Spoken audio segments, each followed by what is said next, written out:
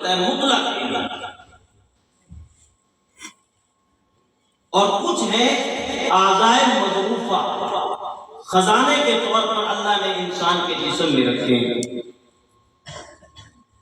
اور کچھ ہے اعضائے عمل، جو محنت کرتے ہیں، مزدوری کرتے ہیں، کام کرتے ہیں۔ فطرت نے یہ تین اعضاء رکھ کے ایک بڑی خوبصورت تقسیم کی ہے ان تینوں میں۔ جو مضروف اور خزانے والے اعضاء ہیں وہ ہے معدہ، انسان کے پھیپھڑے، انسان کا دل۔ اس کو اللہ نے انسان کے اعضاء میں درمیانے حصے کا درجہ عطا فرمایا ہے۔ اور دوسرے ہیں اعضائے عمل، جو کام کرتے ہیں۔ پاؤں ہے انسان کا، یہ محنت مزدوری کے لیے انسان کو چلا کر لے جاتا ہے۔ یار جتنا تک ماحول نہیں ہونا یہ بات بڑی مشکل ہو جائے۔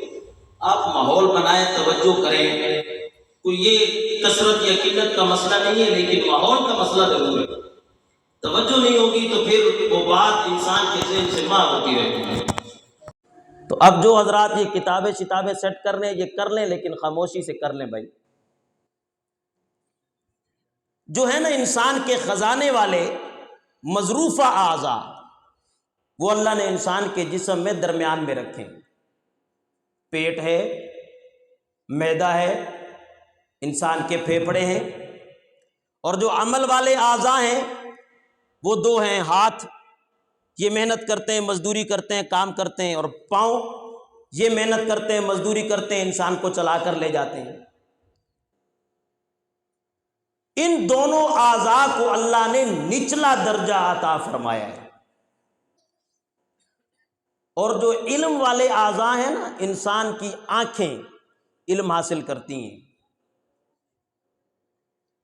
انسان کے کان کچھ سن کے مطلق علم حاصل کرتے ہیں، انسان کا دماغ وہ علم حاصل کرتا ہے۔ علم والے اعضاء کا درجہ بھی فطرت نے اوپر رکھا ہے، اور گویا کہ رب نے یہ تقسیم واضح کر دی ہے کہ جسم کے اعضاء میں بھی علماء کی بستی اوپر رہتی ہے۔ علم والے اعضاء کا درجہ بلند ہے۔ وہ اسباب اور وہ ذرائع جن سے علم حاصل ہوتا ہے، جب اللہ نے انہیں اتنی بلندی عطا فرمائی ہے تو آپ ان کی عظمتوں کا انکار کیسے کر سکتے ہیں جن کے سینوں میں اللہ نے دین کا علم ڈال دیا ہوتا ہے۔ ان کی بلندی اور ان کی سرفرازی تو دنیا پر واضح ہے۔ مطلق علم بھی بڑی قیمتی چیز ہے، مطلق کسی چیز کا علم آ جانا یہ بھی بڑا قیمتی ہے، لیکن پھر دین کا علم اور شریعت کا علم آ جانا اس کے تو کیا ہی کہنے۔ خوابوں کی تعبیر کا بھی اگر کوئی معبر اور علم رکھتا ہو تو اللہ کی تو اس کے ہاں بھی بڑی قدر اور قیمت ہے۔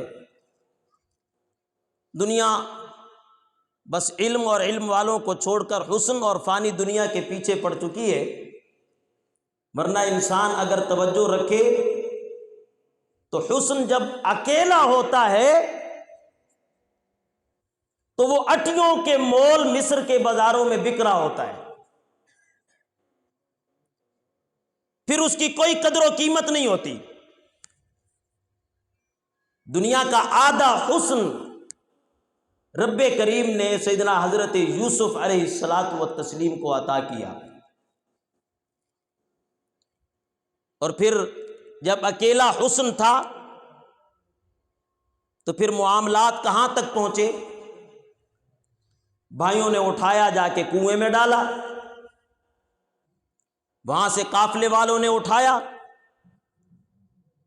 اور پھر پرانی فیصلے کے مطابق وَشَرَوْهُ بِثَمَنٍ بَخْسٍ دَرَاهِمَ مَعْدُودَةٍ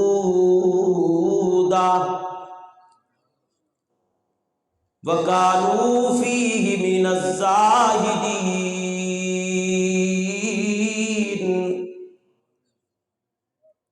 بڑے خوبصورت ہیں، بڑے وجیح ہیں، حسن سبھی پروردگار نے عطا کیا ہے، اور حسن یوسف کی تو مثالیں دی جاتی ہیں دنیا میں، جو دیکھے گرویدہ ہو جائے، جو دیکھے اسے محبت ہو جائے، جو دیکھے اسے پیار ہو جائے۔ لیکن قیمت کیا لگتی ہے؟ بِثَمَنٍ بَخْسٍ دَرَاہِمَ مَعْدُودَةٍ، کھوٹے سکے، گنتی کے چند کھوٹے سکے، ان کے بدلے میں حسین یوسف بیچا جا رہا ہے۔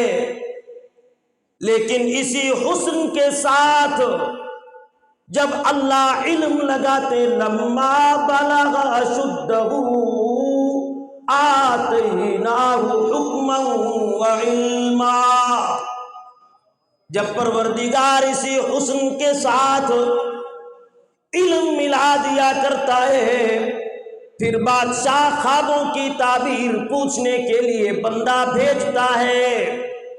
یوسف علم کے بعد خواب کی تعبیر بتلاتے ہیں، اور پھر معبر سے تعبیر پوچھنے کے بعد وقت کا بادشاہ قیمت پوچھتا ہے، تو حضرت یوسف فرماتے ہیں اجعلنی علی خزائن الارض۔ وہی یوسف جب اکیلا حسین تھا تو اٹیوں کے مول بک رہا تھا، اور جب اللہ نے اسے علم کی دولت سے مالا مال کر دیا، حسن اور علم جب مل گئے تو وقت آیا وہی یوسف تخت مصر پر بیٹھ کر غلے بانٹ رہا تھا۔ اکیلا حسن انسان کو ختم کی طرف لے جاتا ہے، اور علم جب اسے آ جاتا ہے تو علم بلندی کی طرف لے جاتا ہے۔ اللہ نے علم میں بڑی حیثیت رکھتی ہے، مطلق علم ہو، مطلق کسی فن کا علم بھی انسان کے لیے بڑا مفید ہوتا ہے۔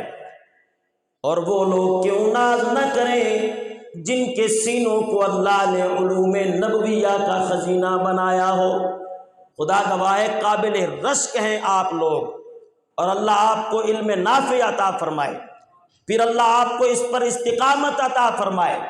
علم بڑی چیز ہے، علم بڑی حیثیت رکھتا ہے، لیکن ان سارے علوم کو آپ ایک طرف رکھیں تو اللہ نے انسان کا جو مابہل امتیاز بنایا ہے وہ علم وحی بنایا ہے، علم شریعت بنایا ہے۔ یہ سارے علوم اپنی جگہ پہ بہتر، سارے علوم اپنی جگہ پہ اچھے، لیکن علم شریعت اور وحی کا علم اور علم وحی والا نور جو اللہ جس انسان کے سینے میں منتقل کرے اس کی تو کیا ہی بات ہے۔ ہاں، انسان کا مابہل امتیاز یہ ٹھیکیداری کرنا نہیں ہے، یا انسان کا مابہل امتیاز یا اس کا اشرف المخلوقات ہونا یہ طب کی بنیاد پر نہیں ہے، انسان کا اشرف المخلوقات ہونا یہ انجینئرنگ کی بنیاد پہ نہیں ہے کہ انسان اس لیے اشرف المخلوقات ہے کہ یہ کوٹھیاں اچھی بناتا ہے۔ نہیں، انسان اپنی طاقت کے مطابق اچھی کوٹھی بنا سکتا ہے، لیکن خدا گواہ ہے اپنے گھر بنانے میں یہ ایک چڑیا کا مقابلہ نہیں کر سکتا، اور یہ حقیقت ہے، کوئی دعویٰ نہیں۔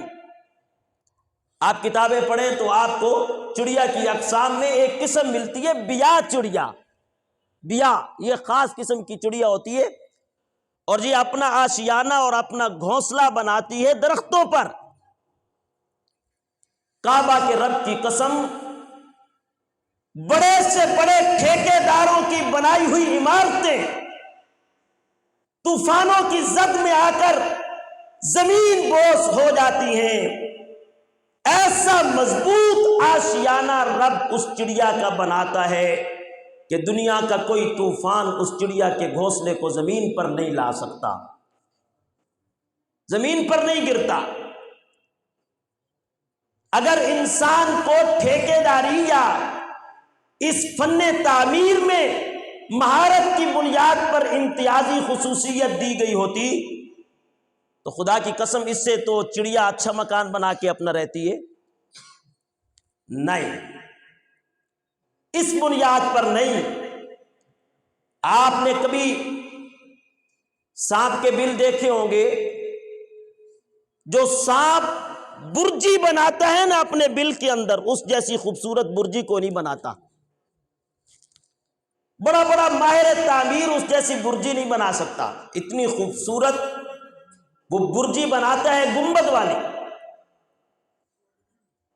اگر فن تعمیر میں مقابلہ ہو تو انسان سانپوں سے پیچھے رہ جائے، چڑیا سے پیچھے رہ جائے، اور صرف حکمت یا طب کی بنیاد پر انسان کو مابیل امتیاز کر کے اشرف المخلوقات بنایا گیا ہو، نہیں،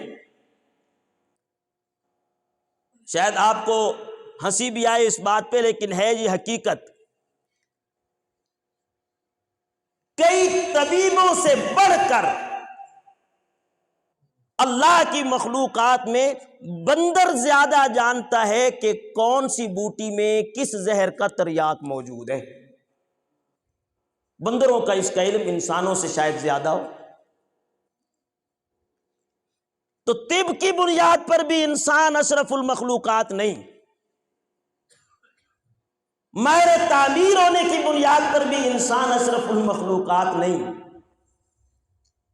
چلے یوں بھی نہیں کہ حسن انتظام کی بنیاد پر یا فن سیاست کو جانتے ہوئے انسان کو اشرف المخلوقات بنایا گیا ہو کہ یہ حسن انتظام اس کا بہت اچھا ہے،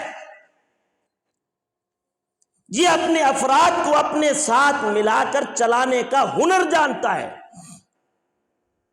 اس بنیاد پر انسان اشرف المخلوقات ہے، تو یہ بھی نہیں۔ شہد کی جو مکھی ہے نا، خدا گواہ ہے اس جیسا حسن انتظام کسی سیاسی میں موجود نہیں۔ بطخیں آپ دیکھیں، وہ سیاست میں ماہر ہوتی ہیں، حسن انتظام میں ماہر ہوتی ہیں۔ اگر بات حسن انتظام کی ہو یا سیاست کی ہو یا تعمیرات کی ہو یا ٹھیکیداری کی ہو، انجینئرنگ کی ہو، خدا گواہ ہے انسان حیوانوں سے، جانوروں سے آگے نہیں بڑھ سکتا۔ آپ کا مابہل امتیاز صرف اور صرف یہی ہے کہ اللہ نے آپ کے سینے میں وہ علم ڈالا ہے جو اللہ نے محمد الرسول اللہ کے دل پر اتارا ہے صلی اللہ علیہ وسلم۔ آپ کو اللہ نے وہ علم عطا کیا، اور علم جب انسان میں آ جائے تو پھر وہ انسان کو جرت مند بناتا ہے، قوت والا بناتا ہے، جسم کا کمزور کیوں نہ ہو، بڑے بڑے حکمرانوں سے ٹکر لینا سکھاتا ہے، قوت گفتار ادا کرتا ہے، سکھاتا ہے، انسان کو جرت دیتا ہے۔ اور یقین مانیے جب انسان کو کسی چیز کا علم حاصل ہو جائے، علم، تو وہ اپنی جسامت کی طرف نہیں دیکھا کرتا، وہ اپنے علم پر نازا ہو کر اپنی بات کو بڑے واضح انداز میں ظاہر کرتا ہے، اور قرآن مقدس نے اس کو واضح فرمایا۔ وَتَفَقَّدَ الطَّيْرَ فَقَالَ مَا لِيَ لَا أَرَى الْهُدْهُدَ أَمْ كَانَ مِنَ الْغَائِبِينَ۔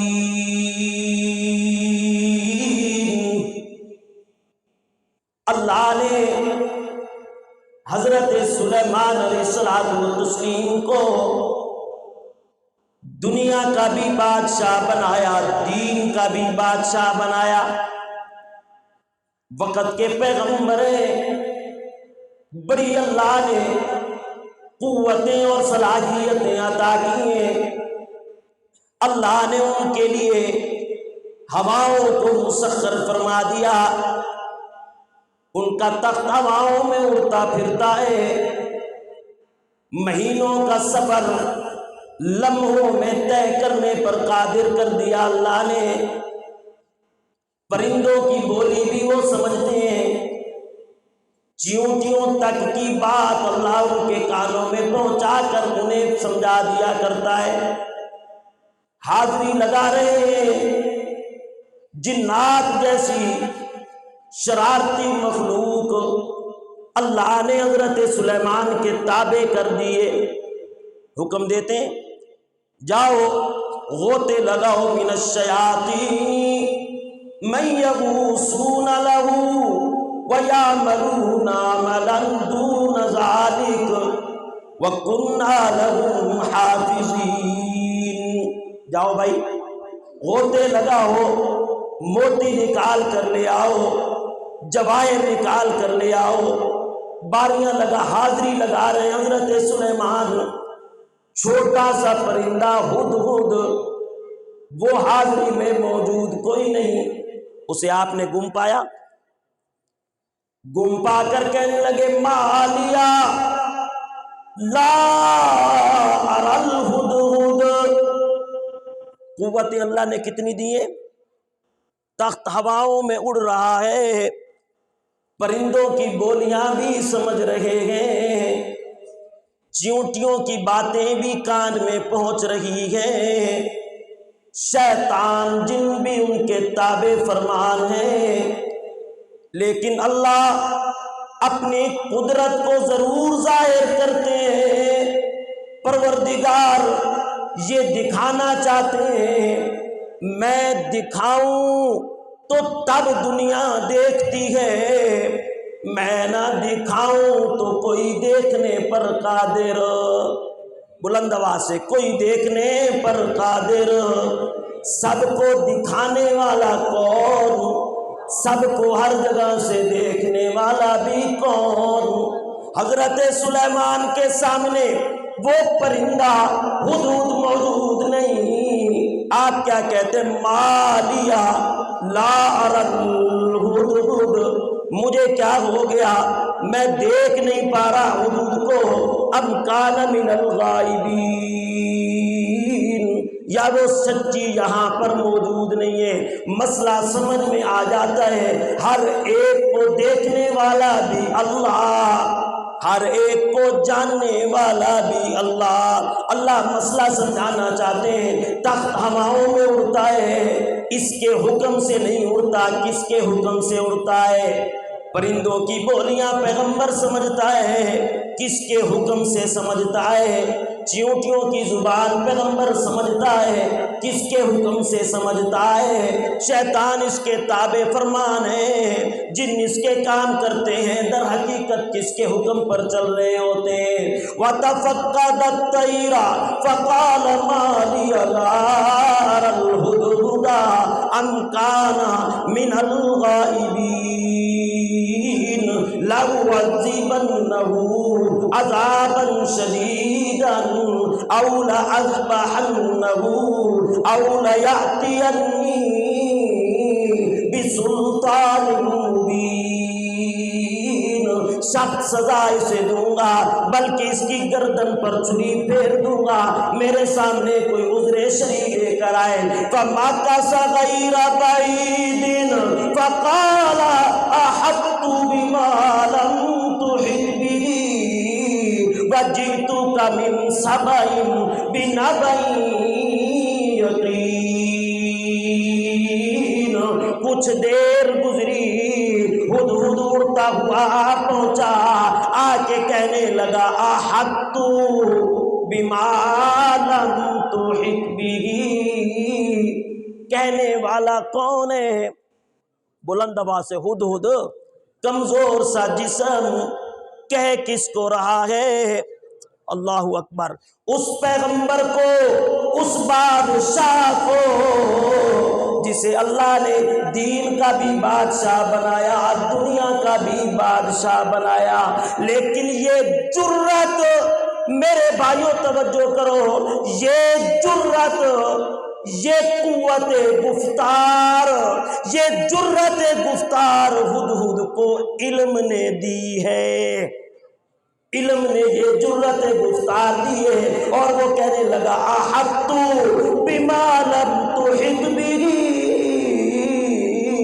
وجئتک من سبأ بنبأ یقین۔ سلیمان پیغمبر، جس چیز کا علم مجھے حاصل ہے اس کی خبر ابھی تک تجھے بھی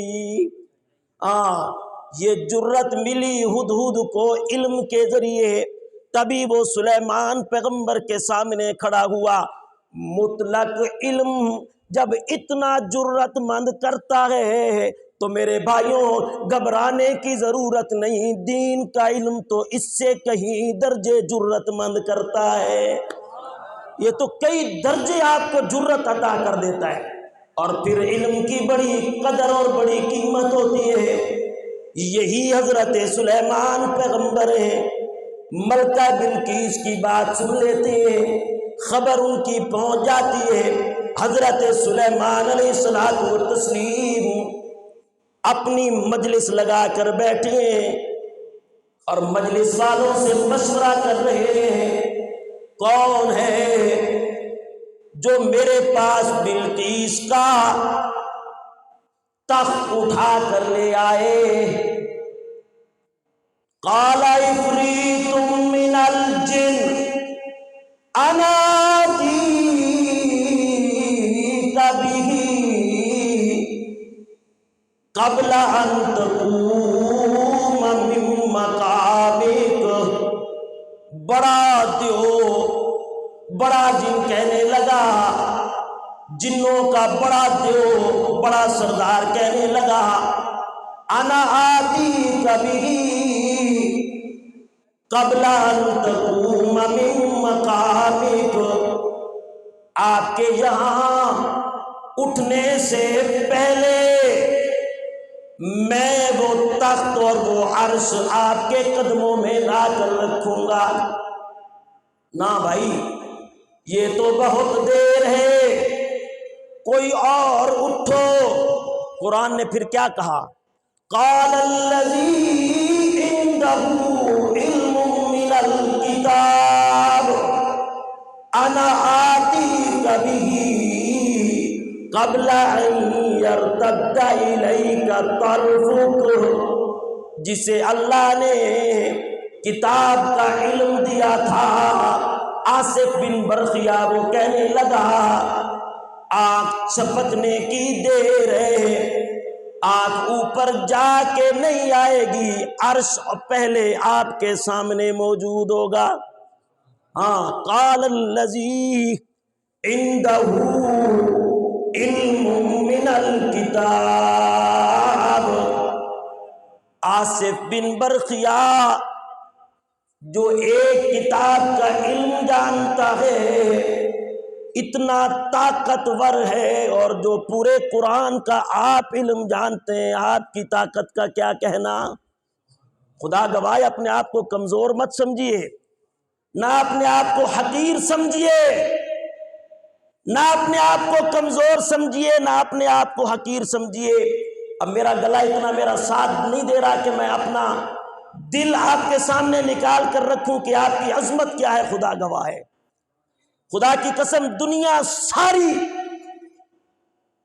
ساری جنت کو طلب کرتی ہے، اور اگر اس روایت پر اعتماد کر لیا جائے جو فضائل کے باب میں چل سکتی ہے، تو کعبہ کے رب کی قسم جنت طالب علم کی طلبگار ہوا کرتی ہے۔ آپ کی طلب میں اللہ کی جنت ہے۔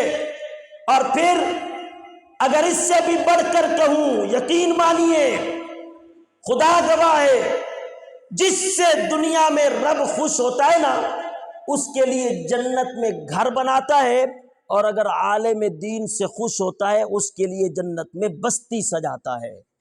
آپ کے لیے تو اللہ شہر آباد کر رہا ہے جنت میں، تو آپ اپنے آپ کو حقیر کیوں سمجھیں؟ آپ اپنے آپ کو کیوں کم تر سمجھیں، جب ساری دنیا کا قیمتی خزانہ رب نے اٹھا کر آپ کے سینے میں رکھ دیا ہے؟ اس سے بڑھ کر آپ اور کیا چاہتے ہیں کہ وہ علم؟ اب آپ دیکھیے، یقین مانیے، آپ کا سونا کیوں عبادت بن گیا اللہ کے ہاں؟ کیوں عبادت؟ یہ جو میرے بھائی باہر سے کوئی تشریف لائے دنیا دار لوگ، ان کے لیے یہ عرض کرنے لگوں کہ اگر آپ اپنے گھر میں کسی مستری کو لگائیں جو کام کرنے والا ہو، مستری کام کرے تو اس کی کیفیت کیا ہوتی ہے؟ اگر اس کی وہ آری یا اس کا وہ بلیڈ جو لکڑیوں کو کاٹتا ہے وہ کام کرنا چھوڑ دے اور اسی دوران وہ اس کام کو، اس آرے کو تیز کرنے کے لیے وقت لگائے، تو کیا انسان اس کی مزدوری کاٹ لیا کرتا ہے؟ کیا انسان اس کی مزدوری کاٹ لیتا ہے کہ تو نے اپنے اس آلے کو تیار کرنے میں جو وقت لگایا ہے یہ تیری مزدوری سے کاٹ لیں گے؟ نہیں، غیرت مند کام کروانے والا وہ اس کی مزدوری کبھی نہیں کاٹتا۔ یہ جو عالم کا سونا ہے نا، اس کو فضیلت ہے عابدوں کی عبادت اور جاگنے پر، صرف اس بنیاد پر کہ جس طرح غیرت مند کام کروانے والا اس مزدور کی مزدوری نہیں کاٹتا جو اپنی مزدوری کی تیاری میں وقت صرف کرتا ہے، خدا کی قسم اللہ سے بڑا غیرت مند کوئی نہیں۔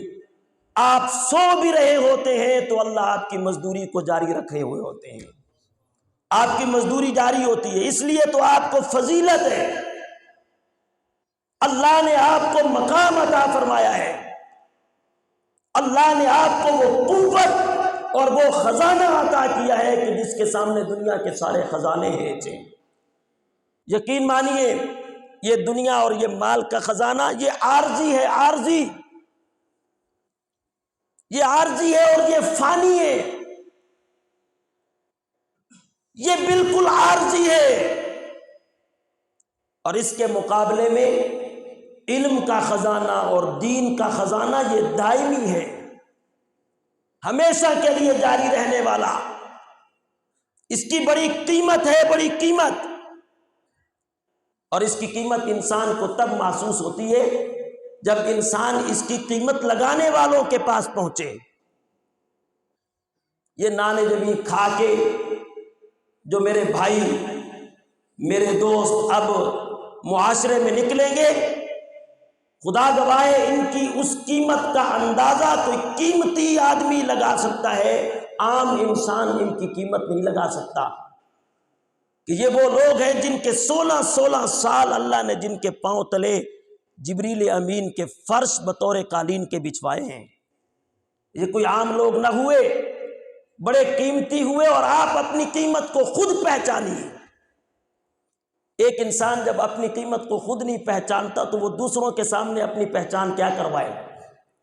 آپ اپنی پہچان خود رکھیے، اپنی قدر آپ خود پہچانیے، اور یہ قرآنی فیصلہ ہے، یرفع اللہ الذین آمنوا منکم والذین اوتوا العلم درجات، بلندی ایمان والوں کے حصے میں آ گئی، اس میں کوئی شک نہیں، بلندی اللہ نے ایمان والوں کو عطا کر دی، اس میں کوئی شک نہیں، لیکن ایمان والوں سے اوپر کے درجے اللہ نے علماء کے لیے بنائے، آپ کے لیے بنائے۔ اللہ آپ کو دین کا صحیح معنوں میں تابع دار اور خادم بنائے، اللہ آپ سے دین کی خدمت لے۔ یقین مانیے، میں اکثر یہ گزارشات کر دیا کرتا ہوں جہاں کوئی گفتگو کرنے کا موقع ملے کہ دنیا کی یہ مال اور تجارت اور دنیا کا یہ زر اور دنیا کا یہ زمین و زن یہ بالکل عارضی ہیں، ان کی کوئی حیثیت نہیں۔ انسان مال کو سب کچھ سمجھتا ہے اور وہ یہ سمجھتا ہے کہ اس کے سامنے مال کی بڑی حیثیت ہے، بڑی قدر ہے، لیکن نہیں، حقیقت بات یہ ہے کہ مال عارضی ہے، عارضی، اللہ کے ہاں اس کی قدر اور اس کی قیمت نہیں۔ اگر مال اتنی ہی قوت والی چیز ہوتی تو پھر کبھی بھی قارون اپنے خزانوں سمیت زمین میں دفن نہ ہوتا، اس کے خزانے اسے بچا لیتے، اس کا مال اسے بچا لیتا،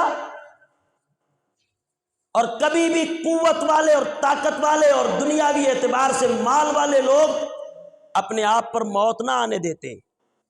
نہ، یہ عارضی چیز ہے، اس سے عارضی فائدے ہوتے ہیں۔ اصل علم دین ہے جس سے انسان کو فائدہ ہوتا ہے۔ انسان اپنے مال کے ذریعے سے، اپنی دولت کے ذریعے سے ایک اچھا بستر ضرور خرید سکتا ہے، ایک اچھا بیڈ ضرور خرید سکتا ہے، دولت کے بل بوتے پر ایک اچھا مکان ضرور بنا سکتا ہے، لیکن رب کعبہ کی قسم ہے، اس دولت کے نشے میں مبتلا انسان کو اس بیڈ پر سلائے گا کون اپنی رحمتوں سے؟ وہ اس کا پیسہ اسے میٹھی نیند تو نہیں دے سکتا، وہ اس کی دولت اسے اس بیڈ پر سلا تو نہیں سکتی۔ اگر پیسہ اور دولت ہی سب کچھ ہے تو پھر آپ مجھے بتائیے، انسان اپنی بیٹی کو جہیز میں سب کچھ دیتا ہے دنیا کا، اگر دنیا کی دولت سب کچھ ہوتی تو اسے نیک نصیب بھی دے سکتا؟ نیک نصیب اس کے مقدر وہ اللہ کے ہاں ہیں۔ انسان اپنی بیماری میں اپنی دولت کی بنیاد پر اچھے سے اچھے ڈاکٹر کو ضرور چیک کروا سکتا ہے، لیکن اسے شفا دینے والی ذات کون سی ہے؟ تو یوں تو نہ ہوا کہ دنیا کی دولت سب کچھ ہوئی، دنیا کا مال و متاع سب کچھ ہوا، اور اسی بلبوتے پر انسان علم والوں کو حقیر سمجھے اور ان کی حیثیت کچھ نہ سمجھے۔ نہ، دنیا کی یہ دولتیں، دنیا کا یہ مال، دنیا کی یہ تجارتیں، یہ دنیا کے ساتھ ختم ہونے والی ہیں، اور علم ایسی چیز ہے کہ جب انسان مر جاتا ہے تو اس کا علم اس وقت بھی اسے نفع عطا کرتا ہے۔ یہ اللہ کی طرف سے آپ لوگوں کو چنا گیا، اورثنا الکتاب الذی نصطفینا من عبادنا، اللہ چنتا ہے انسان کو اپنے دین کے لیے، اور دین بڑی قدر والی چیز ہے، قیمتی چیز ہے۔ اب ہمارے یہاں معاشرے میں معاملات اتنے خراب ہیں کہ ہر انسان ایک دوسرے سے جدا ہے، باپ بیٹے کے ساتھ بولنے پر تیار نہیں، بیٹا باپ کے ساتھ بیٹھنے پر تیار نہیں، گھر میں ماحول کی خرابی اس قسم کی کہ انسان کی توجہات دنیا سے ہٹ چکی ہیں، ہر وقت بے سکونی کی کیفیت ہے انسان پر۔ تو میرے بھائیوں، بے سکونی کی کیفیت صرف اس بنیاد پر ہے کہ انسان اصل جوڑنے والی چیز سے دور ہے، دین سے، علم دین سے دور ہے، دین کی علم سے دور ہے، شریعت کے علم سے دور ہے انسان۔ جو چیز انسان کو جوڑنے والی ہے اسی سے انسان دور ہو چکا ہے، تو اس کے گھر میں سکون کیسا ہو؟ اس نے عارضی چیز کو اپنے لیے سب کچھ سمجھا، دائمی سمجھا۔ عارضی چیز عارضی کام آتی ہے اور دائمی چیز دائمی کام آتی ہے۔ اس نے یہ سمجھا کہ میرے پاس دولت ہے، میرے پاس مال ہے، تجارت ہے، بس اسی سے میرا کام چلے، لیکن گھر میں سکون آئے گا دین سے، دین سے، دین سیکھنے سے۔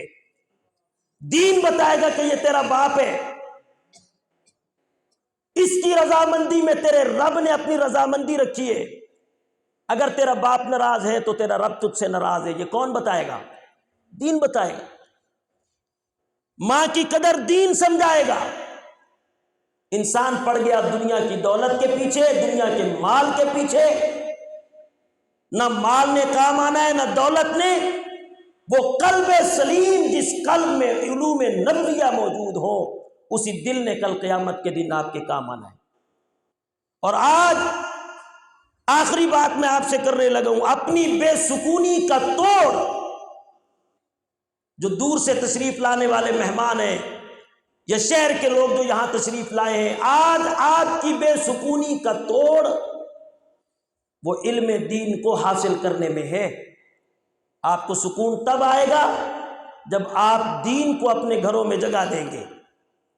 دین کہاں سے آئے گا؟ مساجد سے، مدارس سے۔ یہی لوگ جنہوں نے دین کے لیے 16 سال وقف کیے، یہی آپ کو دین سکھائیں گے، اور دین ہی آپ کے گھر میں جوڑ کا سبب ہوگا۔ خدا گواہ ہے، دین آپ کے گھر میں جوڑ کا سبب ہوگا۔ اگر صرف آپ دنیا کے پیچھے دوڑیں گے تو پھر آپ بے سکون رہیں گے۔ آپ پوچھیے، اللہ نے ہر دو چیزوں کو جوڑنے کے لیے ایک تیسری چیز پیدا فرمائی۔ آخری بات آپ سے عرض کرنے لگا ہوں، ہر دو چیزوں کو جوڑنے کے لیے اللہ نے تیسری چیز پیدا فرمائی۔ علامہ بنیالوی صاحب تشریف لا چکے ہیں، میں آخری بات آپ سے کرنے لگا ہوں۔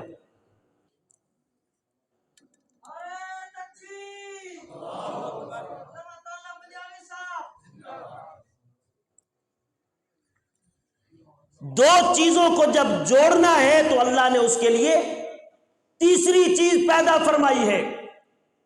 لکڑیوں کے تختے جب آپس میں جوڑنے ہوتے ہیں نا، تو ان کے لیے اللہ نے کیل اور ہتھوڑی کو پیدا فرمایا۔ ہتھوڑی ضرب لگائے گی، کیل اپنا کام کرے گا اور تختے جڑ جائیں گے۔ کپڑوں کو جب آپس میں جوڑنا ہو تو اللہ نے اس کے لیے تیسری چیز سوئی دھاگے کو پیدا کیا۔